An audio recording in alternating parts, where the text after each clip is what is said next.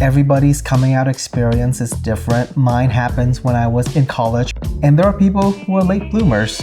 People who might, because of their family, just like mine was, because of their societal constraints, that they can't come out till later. And some people never bloom. Some people never end up being truthful to themselves until the very last moment in their life.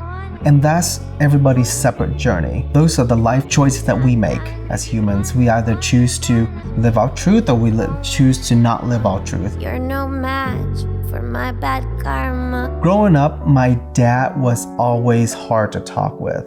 It was either his way or the highway. And my dad was a successful businessman, but he chose to leave that life behind so that we can have a better future in America. When we try to talk to each other to try to resolve, the conflict that we have between us, the emotional conflict that we have between us, he was always either he would shut down and get mad and yell and get angry and get violent, or I would shut down. The conversation would be about the night that he kicked me out of the house, about me being gay.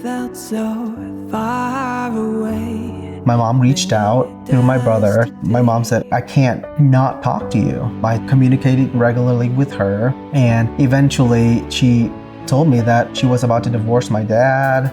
She said, you and I, we can live together. It's you and me against the world. And it made me happy that she reached out and that she understands that she doesn't care about me being gay. I told her, hey, you and dad need to go to couples therapy. While they were going through therapy, my mom started inviting me back to family gatherings. But at first, my dad was quiet. We didn't say anything. They pretended and nothing ever happened. But eventually, we had that hard conversation. It was a shouting match about what happened, coming to truth about the night that he kicked me out of the house. And at this point, I've retained some of the talking point from the gay community about how hypocritical the Catholic Church is.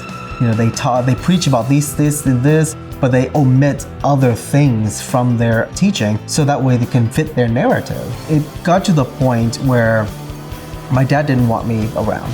And my brother said, well, if you don't want him around, we're not going to be around. So if you are going to not talk to one of your sons, none of us are going to talk to you. And I think it was the combination of afraid of losing his children, losing the reason why he came to America, that made him stop and think, maybe this is not the right way of doing things. Maybe being the hardened man that he tried to be is not going to bring happiness to anybody in his family. So as that gear started to turn, I talked to my mom. I was like, do you want to meet the guy that I'm dating? Do you want to see who I'm living with? And at this time, I was dating a couple who were in a polyamorous relationship. And my mom, being my mom, she's like, you want to bring over your boyfriend? Sure, I'll meet your boyfriend. The next gathering was Thanksgiving. So I asked her, well, what about dad? Is he going to say anything negative? Is he going to act anyway? And she said, well, let me handle your dad. When I brought him over, she was like, so which one's your boyfriend? It's like, well, it's both of them. Going from being gay and dating a couple, she was like, she was very lost. She was, at the end of the night, she's like, as long as you're happy, whatever, I don't care. Our relationship really took to the next level. And she later told me that my dad held his tongue. He didn't say anything bad. He kind of kept quiet that night. We didn't talk about it. At the time, I think he wanted more of a hush-hush, don't talk, don't tell kind of thing about being gay. And about the couple, he didn't want to understand it. The next milestone for my parents was when I actually joined the Atlanta Gay Men's Chorus. Our relationship with my parents at that point has been improving every year. And it got to the point where I thought maybe, I could try to invite them. What's the worst that could happen? They say no. But to my surprise, they said yes. I bought them the tickets. They all came to my first show. And one of the songs in the concert that we performed was from Kinky Boots. It was called I'm Not My Father's Son. And it was a testimonial of a young man who was trying to find himself, who was going through the motions of not being able to live up to the expectation of his father. But when that song came, and the verse that goes, I'm not my father's son, I'm not the image of what he dreamt of. And I caught my eye with my dad and my mom. I found them in the audience, and I just started bawling. I remember I used to always look for my parents' approval. Growing up, that was the one thing subconsciously that all my brothers wanted, was my parents' approval. And throughout these years of being gay, being open, exploring myself, I never thought about it until that point where that song hits home, and I was able to say, I'm not my father's son. I'm not the image of what he wanted. And that's okay. I don't have to be. So after the show, we went out to dinner, and my dad actually talked to me, and he wanted to tell me that for him, the reason that he was being so hard, the reason that he had to be so set in his ways, was because we were moving from Vietnam to America, to a foreign country. We didn't have much money. He could not afford to fail. He had to do everything correctly. He had to do it right.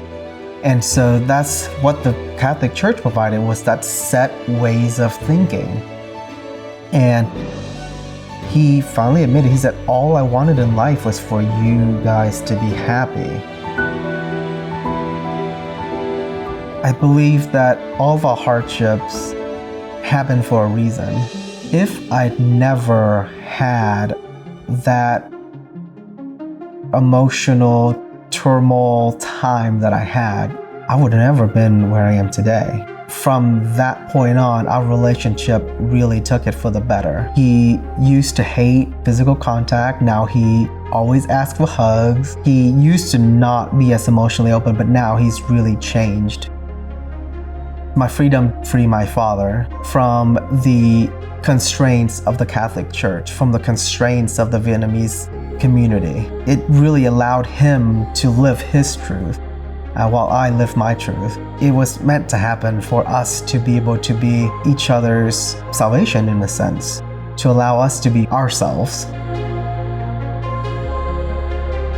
All of the emotional turmoil has come to this final conclusion of a good ending to that chapter of our life. It makes me really happy that taking a tragedy of my life to be able to help people live their truth.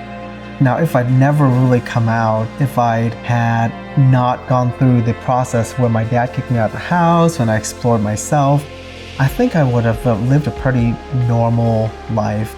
My track was finish UGA, go to medical school, become a doctor, eventually meeting a girl, getting married, and either I have sex with her, I don't know. I've never thought about a woman that way, but I've known a lot of stories about people who have just lived their life never expressing themselves, and they live a normal life. They have children grows up, they have grandchildren, and eventually they pass away with that never really living their truth.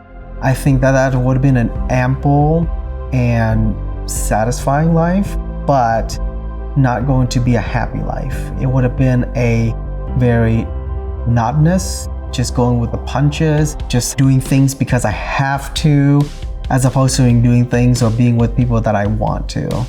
Now I live a life where I can do what I want with people that I want and be happy while I do so. Whereas the opposite would have been that I would have lived a life where I would not be happy. I would have been always thinking about what could have happened. I would always spending my life regretting not taking a stance for myself, not being true to myself. It would have been a very sad life. I've actually met people who are closeted, who have family and children, and then go on the apps to be able to find the sexual fix that they crave. And I feel for those folks, they could not live their truth because of the life they built for themselves, and they're afraid of losing all of that. And so then they would go outside of their relationship without their significant other person's knowing. Humans are not born to be confined. We like to be who we are, we like to be with who we love, And I think as society are more open, it's no longer confined to the Judeo-Christian idea of a man and a woman, with gay marriage being legal, to people just loving who the fuck we want.